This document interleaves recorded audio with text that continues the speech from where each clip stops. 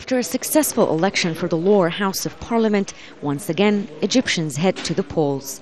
This time to elect members of the upper house, named here the Shura or Consultative Council.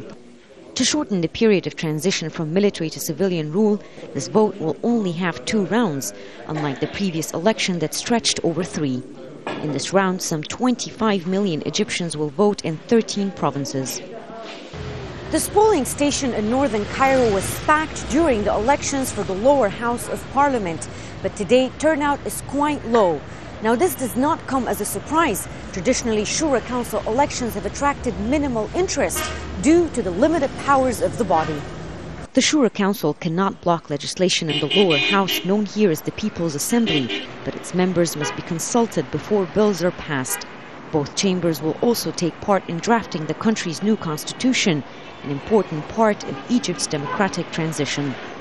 But several opposition politicians had suggested that the Shura Council be abolished in favor of having presidential polls sooner, and at least one party has boycotted the vote.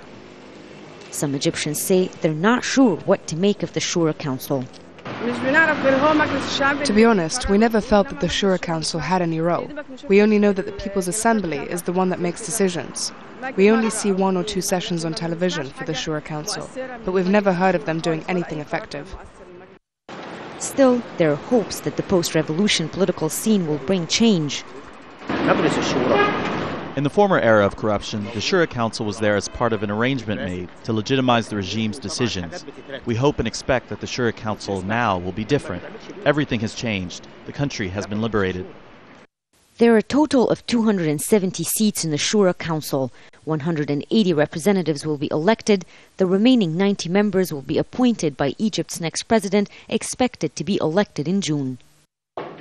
After the Shura Council elections wrap up in February, the country's parliament will be complete, with a full inauguration on February 28th set to solidify the transition to democratic rule in the new Egypt. Rageh, Al Jazeera, Cairo.